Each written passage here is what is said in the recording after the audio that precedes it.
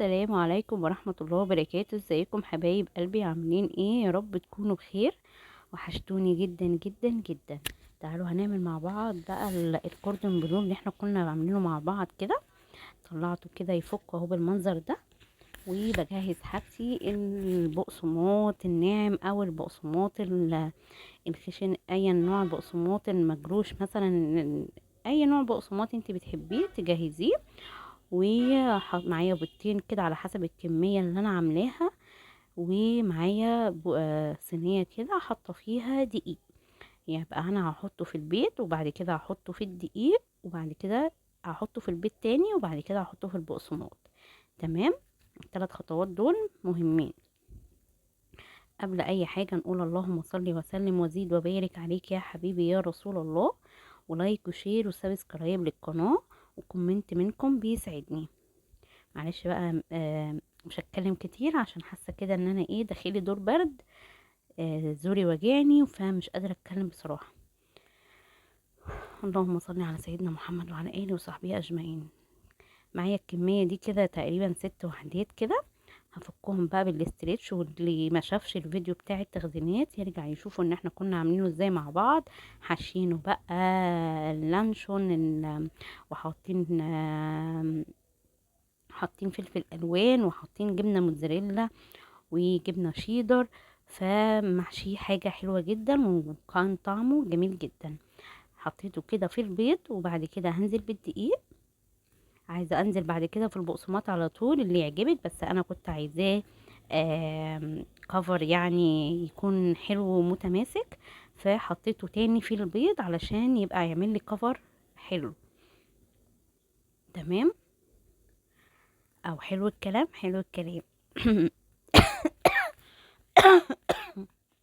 شفتوا حاجات لي دي اول كحة كحة معاكم. الحمد لله. هو تغيير الجو، خصوصا ان كان امبارح كان الجو مطر وطول ان الشتاء رجع تاني وكان برد الصراحة، وهو اليومين دول كده برد. فالحمد لله تغيير الجو ده لازم يحصل كده يعني.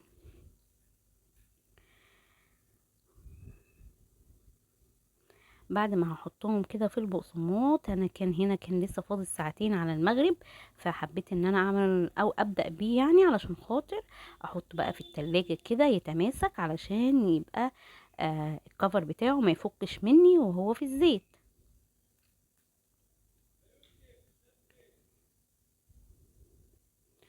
اللهم بلغنا ليلة القدر يا رب. وكل يعني كل الناس كانت بتتوقع ان كانت ليلة القدر كانت امبارح.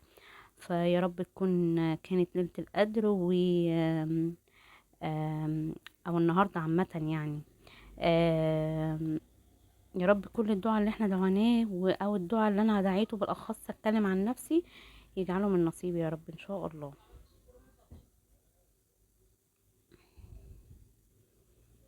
يا رب يشفي كل مريض ويعفي عن كل واحد يا رب. خلاص كده انا خلصت الكمية وحطيتهم في ايه في التلاجة. جبت الحلة دي هنحط كده السمنة. يا رب تكون بس الصوت واضح علشان بجد مش قادرة اعلي صوتي اكتر من كده.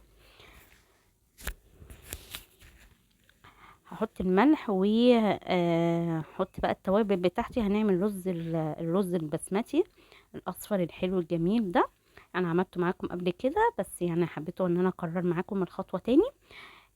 فاكرين لما حطينا الكركم حطينا البابريكا بالغلط. انا هنا حطيت ملح وفلفل اسود وكركم وكاري وتوم باودر وبصل باودر. تمام. من كل حاجه معلقه صغيره كده، والكركم معلقه كبيره علشان بس ايه الصفار بتاعي يبقى حلو. بس هشوحهم كده مع السمنه وحطيت الليمون الاسود دوت وهنزل على طول بالرز. الرز طبعا انا غسلاه وحلو جدا وصفيه. طبعا زي ما كنا عارفين ان كل كوبايتين من الرز البسمتي احط قدامه 4 كوبايات من الميه. يبقى انا كده انا معايا كوباي نص كيلو من الرز دوت ده نص كيلو. انا عارفه العيار بتاعي فهظبط الميه بتاعته، بس انتي بقى عايريه كام كوبايه وتضاعفي الكميه. تمام.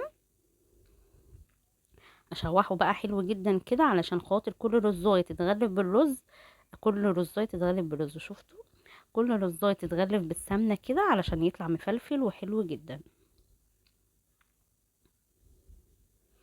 هنزل بقى بالمية من الكتل كده مغلية عشان يستوي معايا سريعا.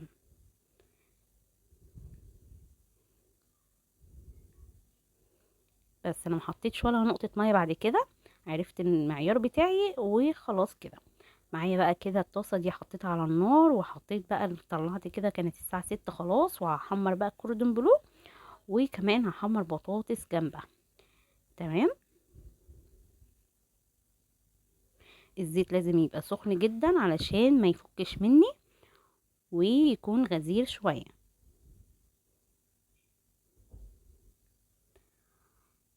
اللهم صل على سيدنا محمد وعلى اله وصحبه اجمعين. بعد ما اخلص بقى الفطار دوت، هنعمل مع بعض الحلو. الحلو انا عملته كتير جدا بس انا مصورتوش الصراحة معاكم. عملت الكنافة بالمهلبية، بس انا ما صورتهاش معاكم خالص، فحبيت ان انا اصورها معاكم، فطلعتها بقى ايه مع وصفة الاكل دي. بس بقى بص، الكوردون بلو لونه حلو قوي، وكان طعمه خرافة جدا.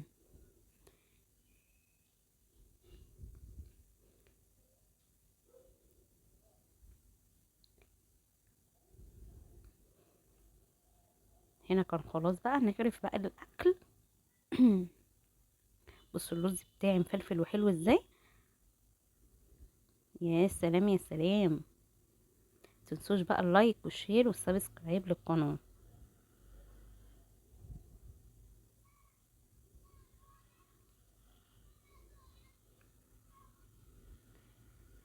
البطاطس بقى دي انا حطيت عليها ملح وتوم باودر وبصل باودر و كاري، بتبقى طعمها حلو جدا مع الاكله دي، فجربيها وهتعجبك ان شاء الله. تعالوا نقطع كده بقى الكوردون بلو. الله، يا سلام يا سلام. بجد بصوا الجبنه باظت ازاي، كانت حاجه حلوه قوي، وكان طعمه جميل جدا. تعالوا بقى نشوف هنعمل الحلو. خلصنا الفطار، ندخل على الحلو. معايا كيس كده من الكنافه نص كيلو. تبقي واثقه من الراجل اللي انت بتجيبي منه الكنافه، وتكوني عارفه الكنافه دي بتكون حلوه. اهم حاجه تكون مجمده في الفريزر، وتكون بتفرول بالمنظر ده. لو مش هتفرول معاكي بالمنظر ده، اضربيها في الكبه، اضربيها في الخلاط، المهم تكون مفروله كده، ولازم تكون يعني متكسره بالمنظر ده.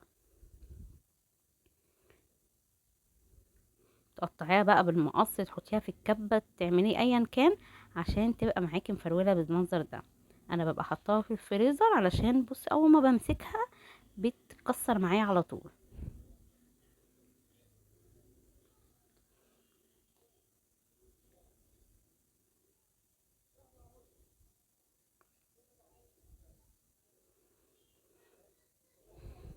يا رب اشفي كل مريض يا رب.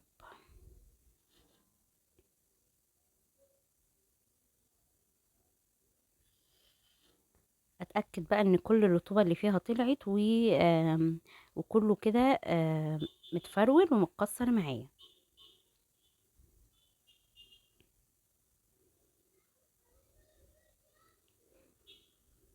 حلو الكلام، حلو الكلام.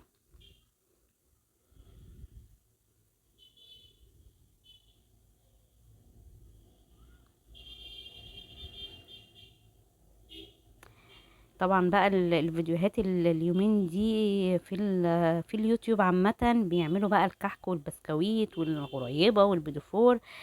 كل سنة وانتم طيبين بمناسبة العيد الفطر المبارك، يا رب يعود عليكم الأيام بخير. بس بقى أنا ايه، مش طبعا مش هعمل الحاجات دي عشان خاطر ايه، زي ما كلكم عارفين حالات الوفاة اللي موجودة. فمش هعمل حاجة الصراحة. ربنا يرحمهم يا رب، ويجعل مسواهم الجنة آمين يا رب العالمين. يجعل قبرهم روضة من رياض الجنة يا رب.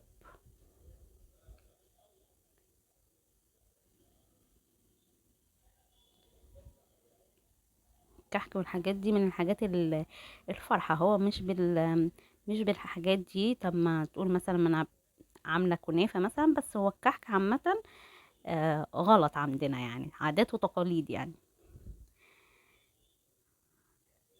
ضغطت كده على الكنافة، ولازم احط في الصينية من تحت سمنة بالكمية اللي احنا شفناها مع بعض. معلش كده انا مش جايبه الكوبايه حطيت كده 3 4 معالق من النشا واللبن سخن على النار مع في كوبايه بارده، يعني كوبايه، نص كوبايه بارده ميه، وحطيت 4 معالق من النشا على الايه، على كوبايه الميه، على نص كوبايه الميه، واللبن حطها بيغلي على النار وانزل بيه على طول على اللبن. ما احطش اللبن النشا على اللبن وهو سخن علشان ما يكلكعش مني. تمام. ولازم الكنافه الطبقه اللي من تحت تكون مضغوطه بالمنظر ده. هنزل بقى على طول بالايه، بالمهلبيه، لازم تكون سخنه علشان من على النار على الصينيه على طول، عشان لما تقعد هتكلكع على طول. عايزه تقليها اكتر من كده نتقليها براحتك، بس انا حبيت المنظر ده علشان خاطر لما بتقعد وبتهدى بتتماسك مع بعضها وبتبقى تقيله. احط بقى الطبقه اللي من فوق، وطبعا المهلبيه انا مش مطلعاها على الحروف، انا حطاها يعني سايبه مثلا قد عقله صباع كده عشان خاطر ما تتحرقش من الجناب. واخده بالك انت من المنطقه، الحته دي المنطقه شفتوا؟ بس حطيت الكميه كلها، اتبت كده بايديا بالراحه خالص.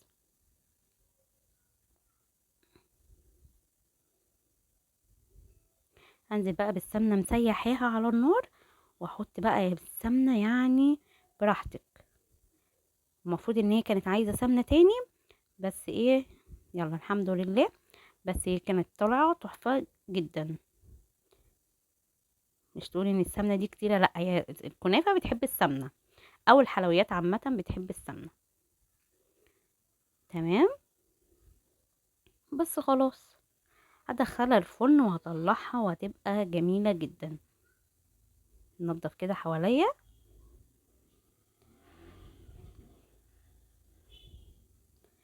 دخلتها بقى الفرن وطلعت معايا بالمنظر ده. هقلبها على طول وهدخلها تاني الفرن تستوي من تحت، وبعد كده اطلعها. بسم الله.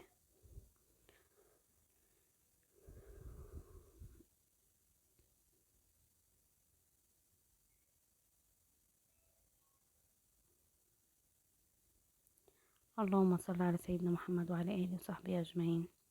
بصوا بقى بالمنظر ده، طلع نصها بس مش مشكله. لونها حلو جدا وكانت جميله جدا. انا كده دخلتها وطلعتها لما استوت من تحت كمان. وحطيت بقى العسل، كان العسل متواجد عندي، و حطيت بقى العسل بالمنظر ده. والتركايه بقى ان انت تدخليها الفرن في اللحظه دي عشان العسل يسيح ويشرب في كل حته. ادخلها الفرن كده 5 دقايق وبس كده خلاص. هنقطعها كده مع بعض وهناكلها بألف هنا وشفا اللي كان منها. ولايك وشير وسبسكرايب للقناة وكومنت منكم بيسعدني. السلام عليكم ورحمة الله وبركاته. باي باي.